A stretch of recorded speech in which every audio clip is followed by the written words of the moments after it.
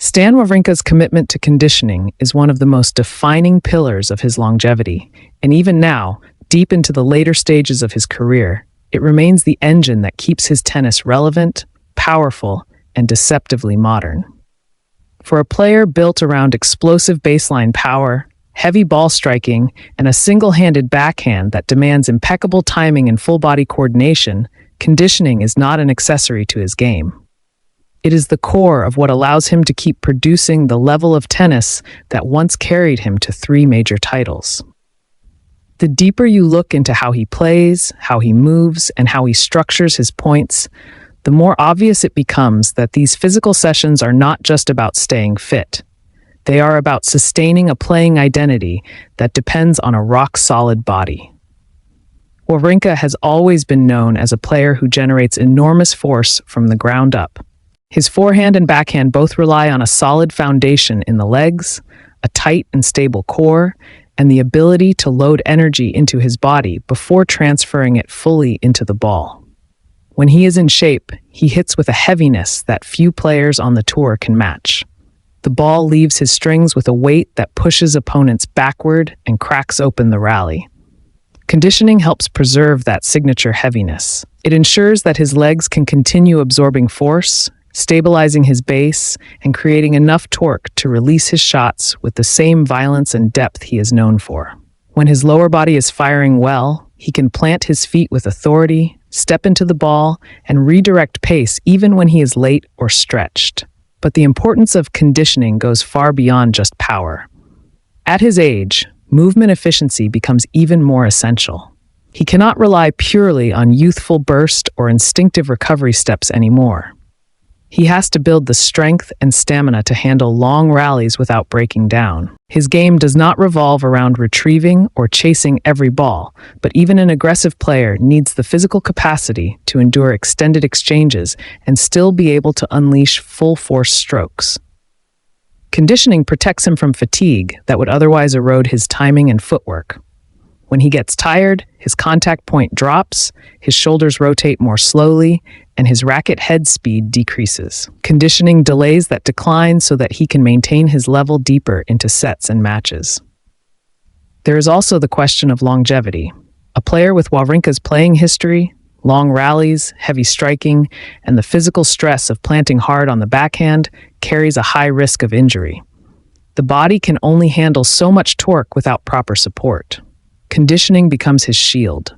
It strengthens the connective tissues, stabilizes the joints, and reinforces the muscles that absorb repetitive shock. At this stage of his career, he cannot afford breakdowns. Every injury resets rhythm, steals months, and interrupts the flow of his training. Staying strong is not just about playing well now. It is about staying available to play at all. His routine gives him a buffer so he can avoid the small issues that turn into big problems. For a heavy hitter like him, conditioning also preserves explosiveness. His backhand especially is built on sudden bursts of power. When he coils that left shoulder and loads his legs, he needs an immediate release of force to strike through the ball in one smooth, unwinding motion. Without conditioning, that explosive element fades, and his backhand becomes flatter, less punishing, and harder to time. The same applies to his forehand, particularly when he wants to accelerate inside out or step around the backhand to dictate from his stronger wing. If his legs are sluggish or his hips don't rotate freely, the ball sits up instead of penetrating the court. Another essential factor is stability. His playing style requires him to hit from uncomfortable positions while maintaining balance. He often takes the ball on the rise, leaning into the court or sliding into a defensive stance, and still finding a way to produce depth. That kind of control only exists when the body is stable and strong. Conditioning enhances proprioception, reinforces his ability to adjust small muscular activations during movement, and keeps him grounded even when the ball forces him into awkward stances. Without that stability, he would overhit, mistime his shots, or fall off balance when trying to redirect pace. Even his serve, which is not always talked about as much as his ground strokes, benefits tremendously. When he is conditioned well, he can keep serving aggressively for an entire match. His legs allow him to push up into the serve, giving him more bite and angle. His core helps him rotate without strain. His shoulders stay loose enough to maintain rhythm. Without conditioning, his serve would drop in speed and placement late in matches, making it harder for him to protect his games or earn free points. Then there is the mental layer. Conditioning builds confidence, especially for someone who has already achieved everything in the sport. Physical fitness gives him the internal assurance that he can withstand long battles, hold his ground against younger opponents, and produce his best shots under fatigue. When he knows his body is prepared, he frees himself mentally to play his bold, aggressive tennis. His game cannot operate on hesitation. His biggest wins have always come when he was physically certain of his ability to sustain effort. Conditioning is the foundation that lets him swing freely. Another reason why conditioning remains central to his routine is the evolution of the sport itself. The modern game is relentlessly physical. Younger players are faster, more explosive, and capable of generating pace from anywhere on the court.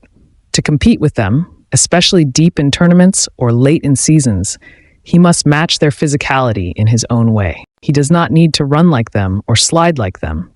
He needs to continue hitting a heavier ball, absorbing their pace and turning points into exchanges where his weight of shot does the damage. Conditioning enables him to keep his style relevant in a sport that keeps getting more physically demanding. Finally, conditioning helps him adapt his playing style as he ages.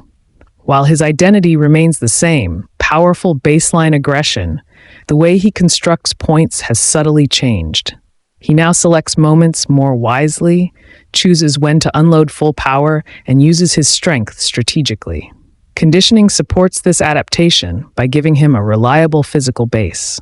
He can pick the right ball to attack because he trusts that his body will deliver the strike without breaking down. He can shorten rallies at the right time because his movement still allows him to create the space he needs for clean contact. In essence, conditioning helps him maintain the character of his tennis while adjusting to the natural evolution of his career.